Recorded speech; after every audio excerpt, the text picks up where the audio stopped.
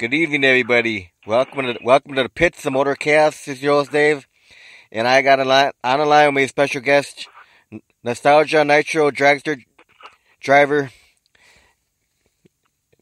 Drew Austin. How's it doing? How's it going today, Drew? Good, man. Good. How are you doing? I'm good. So, Good. how's the weather out there in Washington? Well, actually, it has not been that bad compared to Phoenix a couple weekends ago. It's actually pretty darn good. It's about 75 today compared to the 108-degree weather in Phoenix. So it's not too bad. It's actually pretty damn enjoyable. That's good. So Yeah.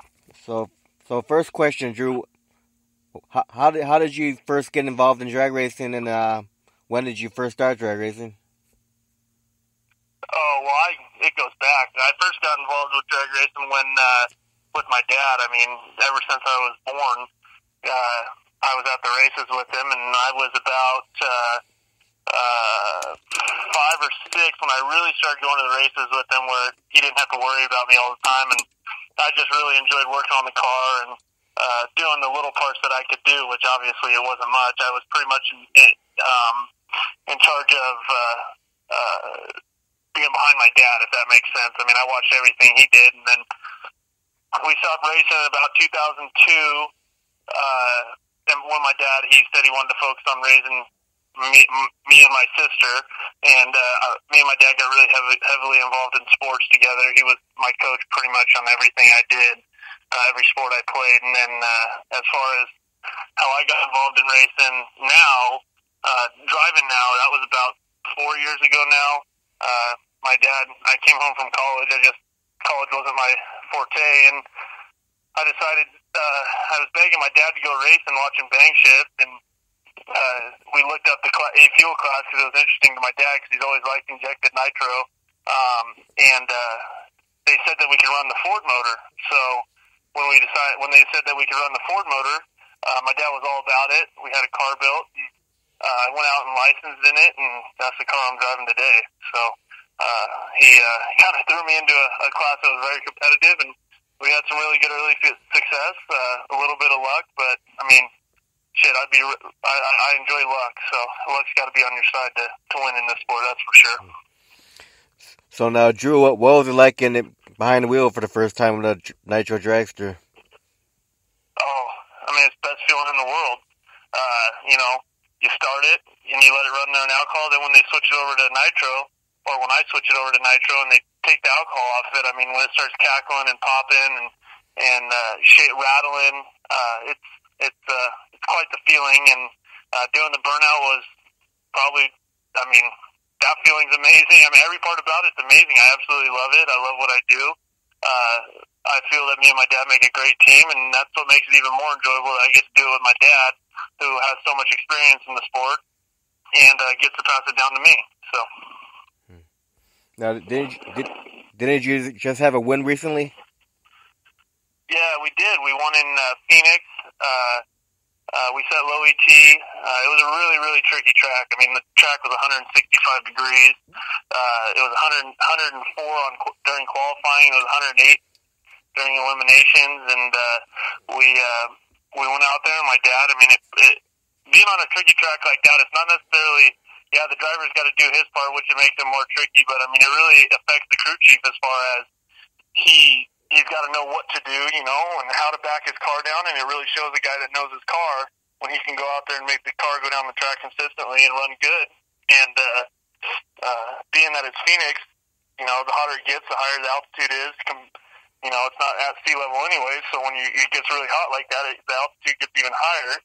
So it gets even harder to run your car. And my dad did an absolute fantastic job. He killed it, and it was a lot of fun to drive the car. It's always fun to drive it, but winning just makes it 10 times better. Now, what was your run time on the win? In the final round, we ran 6:05, 2:19.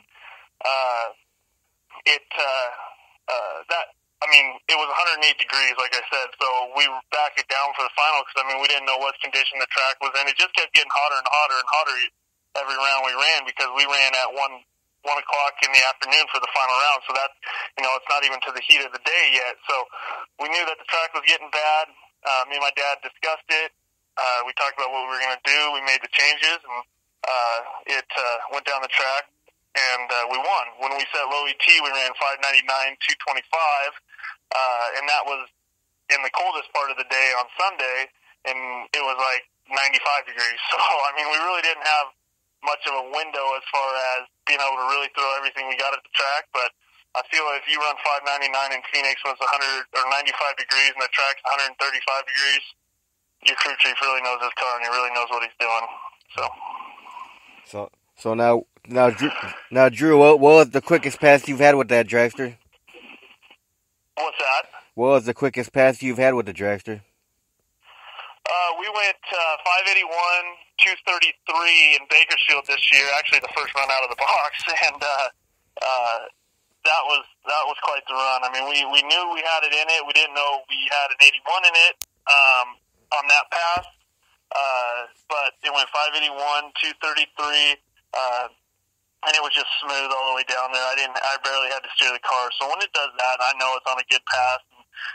When I'm sitting there rolling up my shoes or waiting for my dad to get down there, when you hear the horn honking, that's when you know something special happened. And he was really excited, and we worked really, really, really hard during the off season. We did a lot of things, and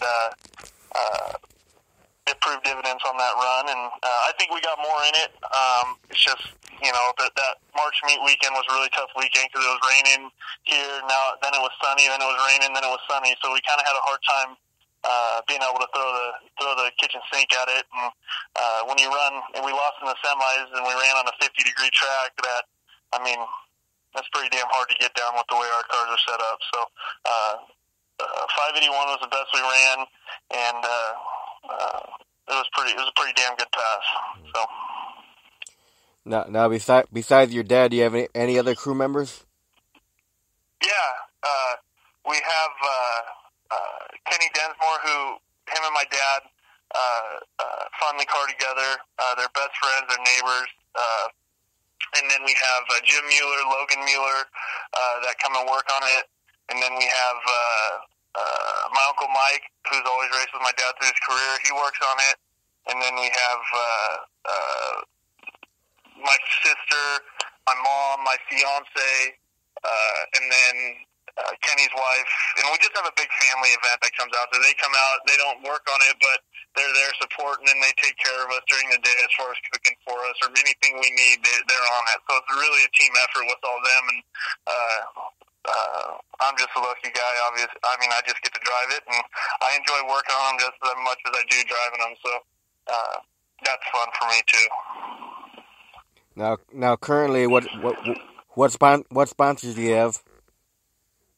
Currently, the sponsors we have Austin's Promax, my dad's company. It's automotive repair. We have a parts department, performance parts department. Any AeroQuip or XRP fittings, hoses you need made, or you just need, we do mail order, and we have a huge selection of them, where it's just a walk-in, buy on the basis. And then we have Northwest Chevrolet. Kenny Densmore owns that. Milam Truck Country, Kenny Densmore owns that. And then we have Bonifani, Total Seal, Bardol Oil, and Bonifani. Yeah, that's it right now. So, I'm sorry, Big Ben's going to kill me if you heard that, but DJ Safety takes really good care of me. We tested some Kevlar chutes for them, and they've taken very, very good care of me. And it's really nice when you can call a company like DJ Safety, and they pick up, and you can talk to the guy that's actually making the parts and selling, or making the safety equipment and selling it to you and shipping it to you. So it's really nice. You get a real personal basis with Big Ben there, and they're really, really easy to work with. They really are on time. They're quite the stuff. So you get your fire suit from DJ Safety as well?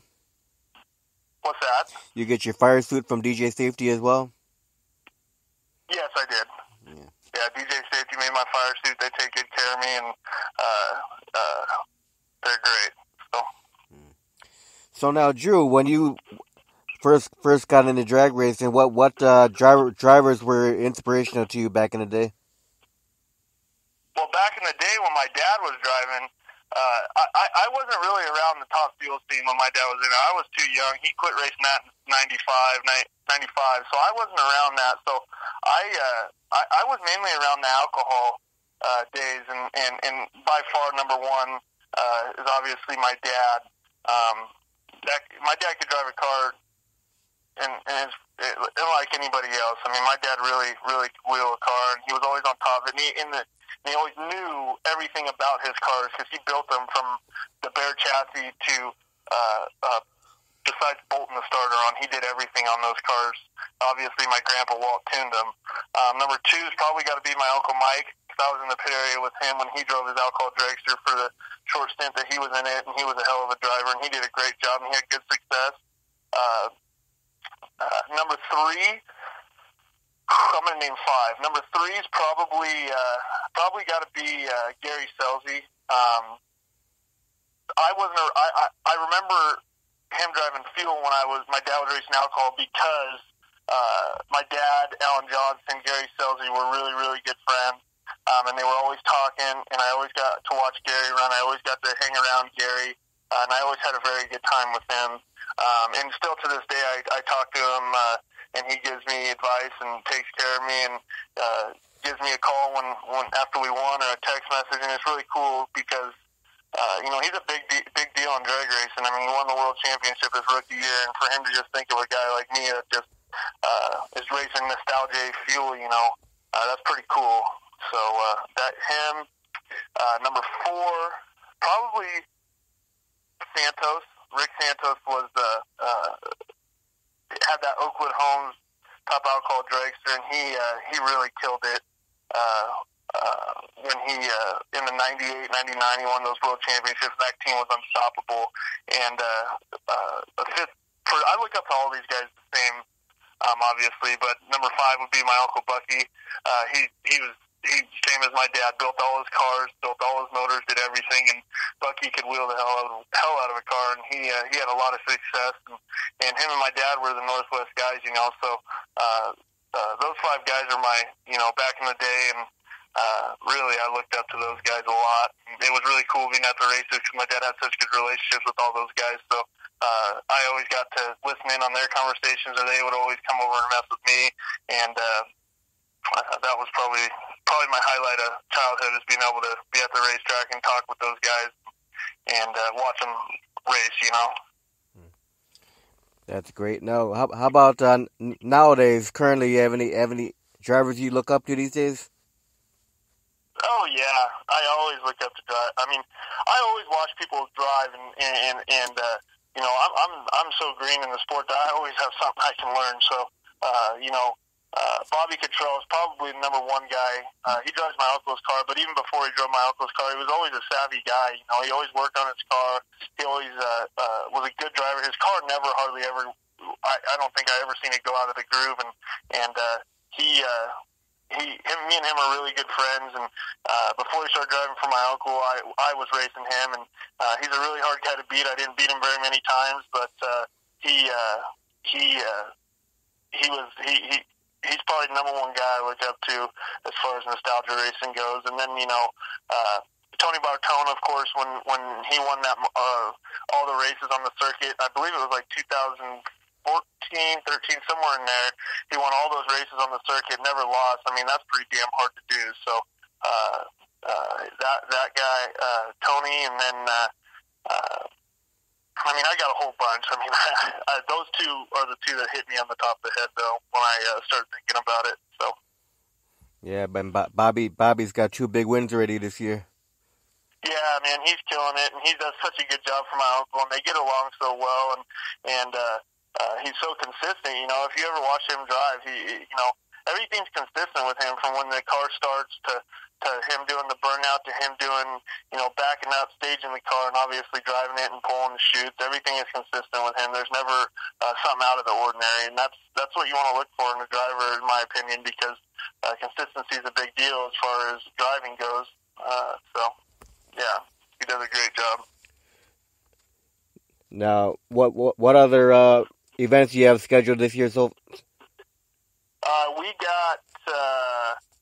We got Sacramento after this, Tulsa, Oklahoma, and Bakersfield, and then probably some testing and maybe a match race or two here and there. But those are what we got on our schedule right now, and that's always subject to change, obviously. But we've had a few opportunities to go match racing. I'm getting married next month, so at June 30th. So, and then my uncle races up here, so I'll attend some events, but I don't know if I'll be driving at all.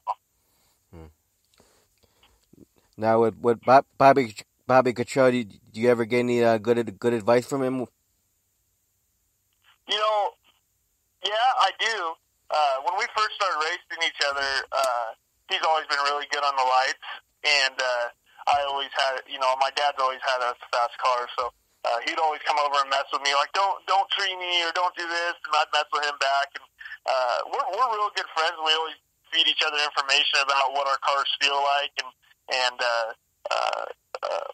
what the track is like, and that's kind of the advice that he gives me, and I shoot it back to him. But obviously his cars runs a lot quicker than ours, but we shoot that kind of advice back and forth to each other. And when I first started driving, it was pretty cool, because I was still getting used to how fast the car was, and I think they spun the tires or something, and I went through the lights, and he said, hey man, you pulled your chute a little late, you might want to just pull it when you're going through the first cone, and that's the speed cone, obviously. And I said, yeah, okay, perfect, thank you very much. And I've always, when I go to a track, I always drive to the end, and obviously all the cones are in the same spot, but I always look at landmarks or things I will see as I'm going down the track as to what I could base it off of if I'm not looking at the cone. So that kind of stuff he's giving me advice on, and he's a really easy guy to talk to. He's a really, really, really good friend of mine, and he's an all-around great person. So yeah, I had Bobby on my show. He was a great guy to talk to. Yeah, he's a great guy to talk to. He's funny, and he knows his shit. He knows everything about it, and he's all about it. He's a motorhead, and he'll be up in the big ranks here pretty soon if somebody wants to pay somebody to drive, and he'll get it done. And he's a really good person to represent somebody. He's a really good person to represent you, your car, team owner, sponsors all around. So I wouldn't be surprised if we've seen him up there, in the next 4 or 5 years. Yeah, me neither. So now, Drew, when you get ready for a weekend of drag racing, what goes into preparation for you to get the dragster ready? Well, I mean, as soon as we get the car back, it starts as soon as it comes back from the last race. The day it gets back, we unload it, and the whole car comes apart. The clutch comes out of it, everything comes out of it, the motor comes out of it. We get it all the way down to the crankshaft, where we go have the crankshaft checked to see if it's cracked or anything like that. So, I mean, it pretty much starts from the ground up. As soon as it gets back from a race, we rebuild everything. We surface everything ourselves. We do cylinder heads ourselves. We do build the blocks. I mean, we do everything ourselves. Obviously, we don't make our own clutch discs or floaters or stuff like that, but everything comes apart. Everything is looked at,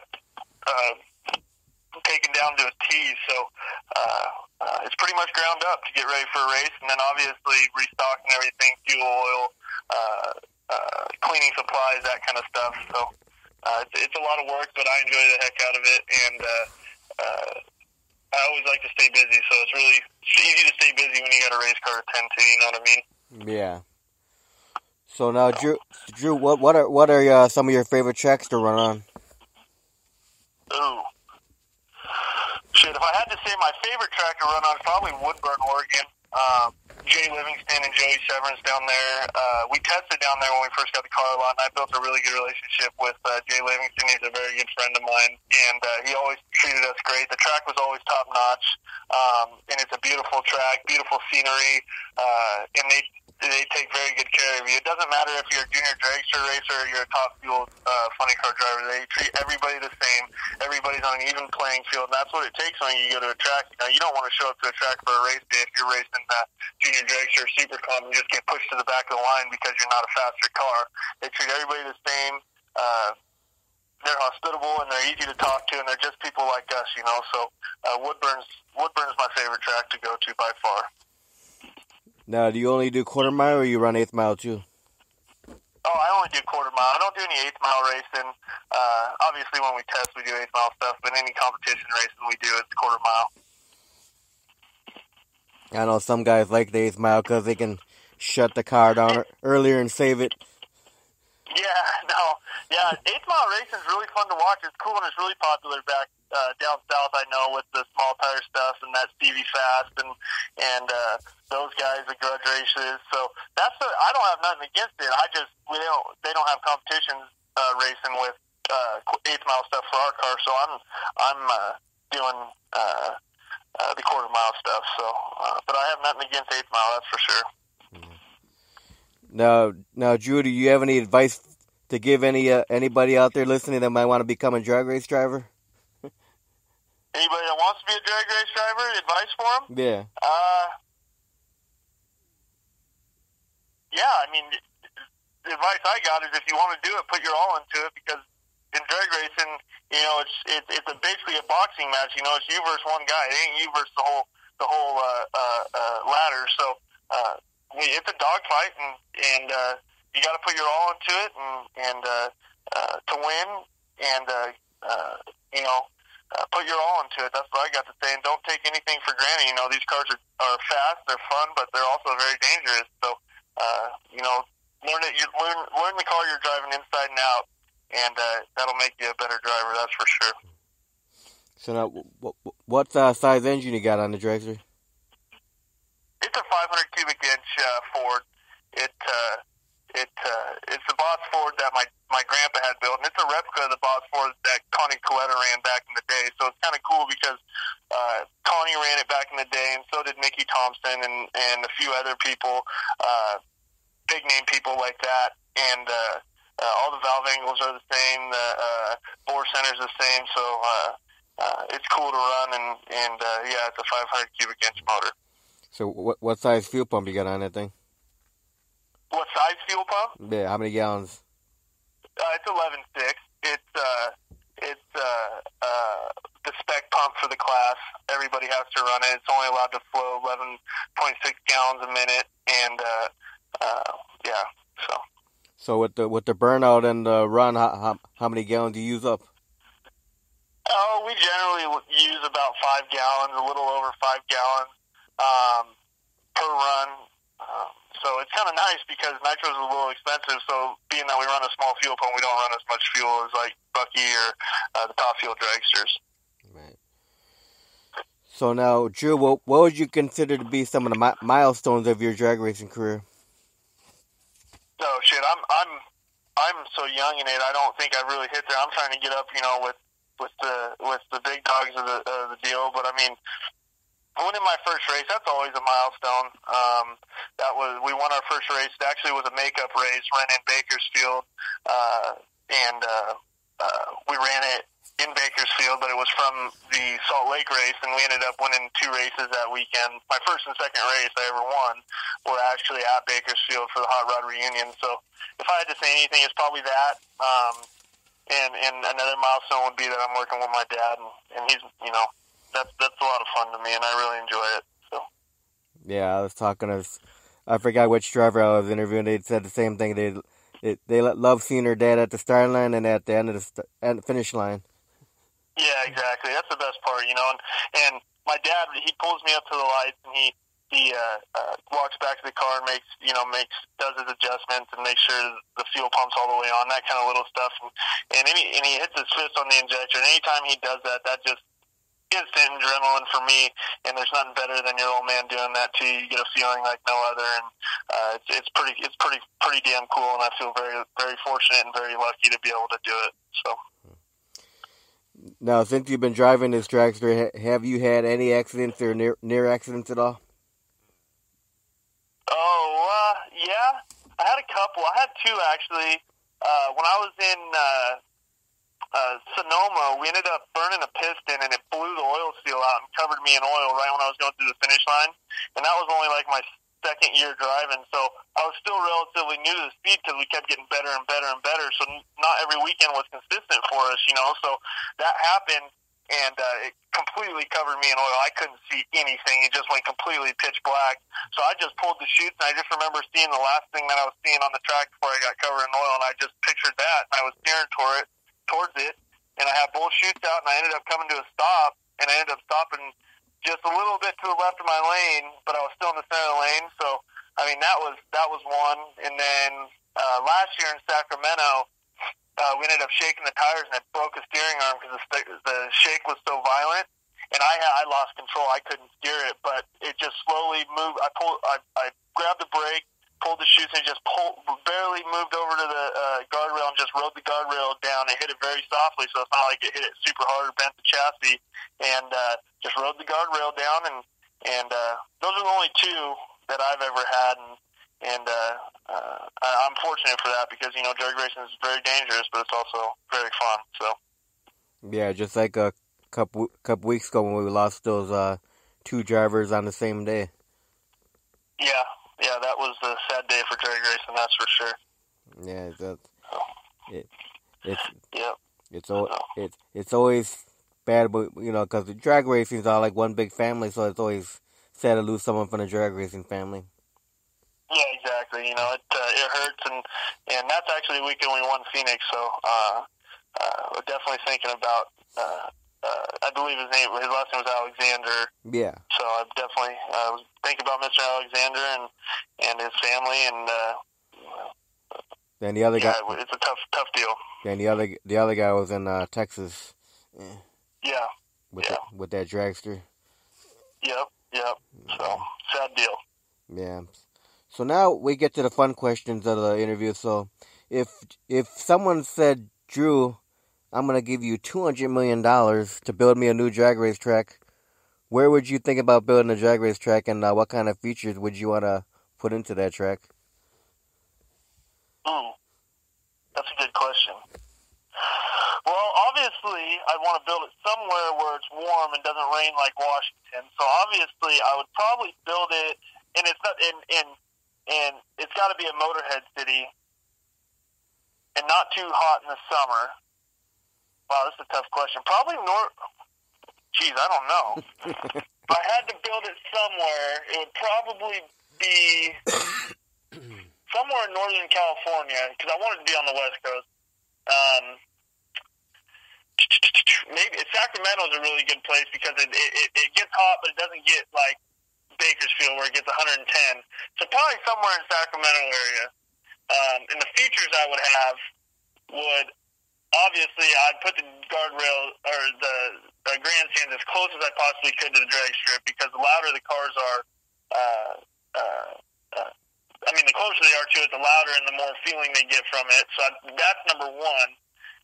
And number two, another feature I'd have is I'd have the shutoff area at least as long as the drag strip, if not longer, because obviously everybody knows shutting off is the most important part. So those would probably be the two features I'd have. So now, would you think about getting like the covered grandstand to keep the sun out from the crowd? Probably. That's probably not a bad call. That's actually a really good call. You know, I remember when I was a kid sitting in the grandstands when it's 95 degrees out in their metal grandstands. It doesn't stay cold, that's for sure. Right. So now, Drew, do you have any hobbies outside of drag racing? Hobbies outside of drag racing? Yeah. Well, yeah, I'm a big fisherman. I love to fish. So in my meantime, I fish, and my dad's got a boat, so we go out boating and fishing, and that's probably the number one thing I do. And then obviously another hobby I have is work. I love to work, and I love to work hard. So I'm working usually 6 days a week, sometimes 7 days a week. So those are probably my two hobbies. So what are you, a big bass fisherman? No, I'm a salmon fisherman. I'm up in the Pacific Northwest, so I only fish in the summer. I don't like fishing in the winter. It gets too cold for me, so I like fishing in the summer. You know, we crack a few cold ones and get out on my dad's boat and go fishing for salmon out in the Puget Sound here up home, and taking my friends out or my family or my fiance and having a good time doing that. I did see some pictures on your Facebook page of the big salmon you caught. Yeah, no, we have a good time. Yeah, I did get we got a few big ones last year, fishing out there. My fiance caught her first salmon out there, so it's a lot of fun, that's for sure. Yeah, me and my wife love going fishing. Oh, you do? Cool. What do you guys mainly fish for? Bass, walleye, crappie, a lot, sometimes catfish. Yeah. Yep. No, that's all fun fishing, man. That's for sure. So now, since you've been drag racing with this dragster, is there a greatest competitor out there for you? Oh, for sure. Hands down, Ken Bates. Me and him went back and forth, and when I first started racing, he was the leader of the class. I mean, he had all the records. He's won all the championships besides one since this class was created. And I feel that my crew and I have given him a very good run for his money, and we're always in the back, always looking forward to racing him because we always know it's going to be a dogfight. I love a dogfight, a good dogfight. So, hands down, it's Ken Bates. Now, do you have a lot of trophies? I think I got more trophies from my. I don't have enough, that's for sure. I got a lot of trophies from my sports career when I was a kid, but we've done a good job. I feel for the short period of time that we've been in racing, and yeah, we've done well for ourselves. So we got a few. So you got a nice trophy room? No, I leave them over at Kenny Densmore's house, the Northwest Chevrolet in Milan Truck Country. He's just second father to me, so he has a garage that we all watch the Seahawks game and Mariners games in, and all the sporting events, and have get-togethers down there, and it's a cool conversation piece, and it looks good in his garage, and I believe he deserves them to be in there because he is such an inspirational, monumental person on this team. So I'd leave them all down there, and the beer's right below them, so I get to crack a cold one and look at them and think back of what we did to get those trophies. Yeah. So now, if you were able to do time traveling, go back in time, would you do anything differently? Would I do anything different? Yeah. Oh boy. As far as my life, no. I've had such a great time, and I've been very fortunate and blessed to be able to be put in the situations that I am in. And I wouldn't change it for the world. I've got great people around me, a great family, a great fiance. So, no, I wouldn't change that. If I could change anything, I would go back in time and somehow, I guess, figure out how to be born 5 years earlier so I could be in the prime of my dad's career as far as sponsorship goes and racing, so I could have a better recollection of the times when he was racing his Castrol cars. I don't have much. I don't remember much. I was so young, obviously then. But right. That would be the one thing. If I could change anything, that would be it. Now, do you and your fiance, you guys go on vacations at all? Well, it's funny you asked that. We were talking about that the other day. We got our honeymoon planned, but we haven't been. We go on a couple day trips here and there down to the ocean or up north, up home, and we're heading to Phoenix and when we get married for our honeymoon. And then we're gonna do some driving and traveling for 7 days on our honeymoon. But we went on vacation to Hawaii, and that's about it. We really enjoy working, so we just bought a house, so we're kind of in the middle of our work stage where we got to stay focused and get our savings back, built back up so we could take those vacations, Right. So now, Drew, what's your favorite food to eat? Say that again, buddy. You broke up. What's your favorite food to eat? Favorite food? Yep. Hands down, probably steak. Oh, I love steak. Any red meat, I'm a big fan of. But steak's probably you can't beat a good cooked steak. You know what I mean? Now, does the fiance cook? Say it again. Does your fiance cook? Oh, she's the best. she could cook anything, and everything she cooks is absolutely amazing. So yeah, I'm pretty spoiled on that aspect of things. So now, Drew, what's your favorite beverage drink? Non-alcoholic and alcoholic. Non-alcoholic probably probably Diet Coke. Man, you can't beat a good crisp Diet Coke.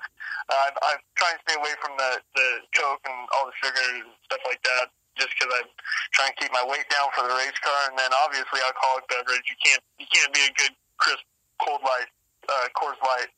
The Silver Bullets are definitely the way to roll, in my opinion. Bobby Cottrell likes Bud Light, but I don't really care. I ain't gonna drink Bud Light. He can drink his Bud Light, and I'll drink my Coors Light. Now, do you watch movies at all? Oh yeah. So what's your favorite movie of all time? Oh, favorite movie of all time is probably got to be Caddyshack. Caddyshack or Super Troopers. Those are probably my two favorite. I'm a dumb comedy kind of guy. I love that dumb humor. I love all those kind of movies. Those are probably my two top favorites for sure. Now, do you watch any TV shows at all? Oh yeah. So what? Yeah. At night, I don't watch much TV, but when I do watch it, I got my certain shows I watch. So what shows you binge watch? Oh, if I could binge watch any show, it'd probably be Gold Rush or Deadliest Catch. I really like heavy equipment and working heavy equipment, so that's always fun to watch. And then obviously fishing. I'm a big fisherman, so the Deadliest Catch is fun to watch. And then if you're not getting into like those kind of shows, Blue Bloods is probably my favorite, non-outdoorsy show to watch.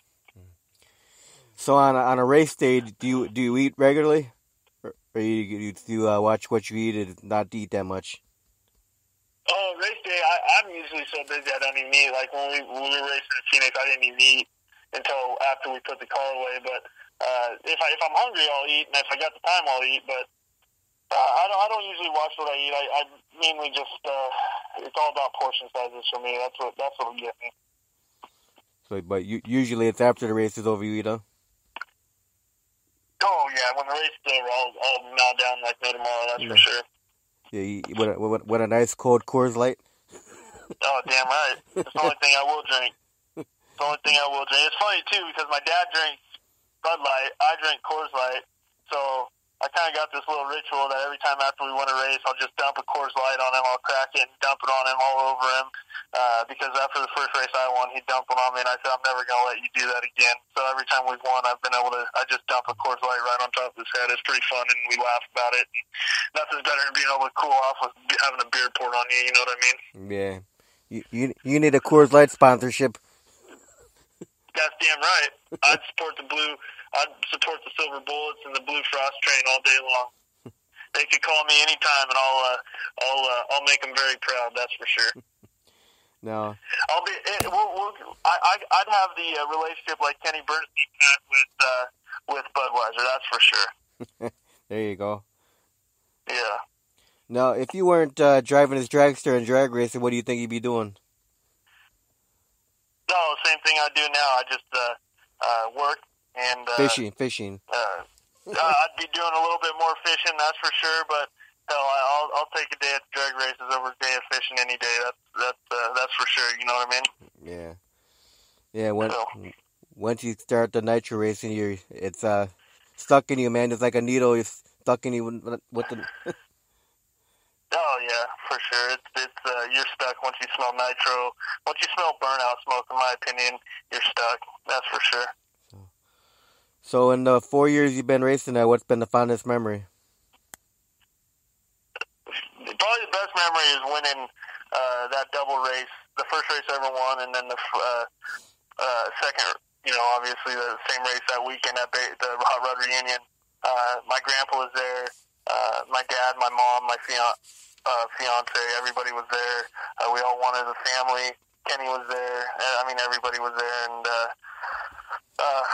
that was quite the excitement because we ran really, really good.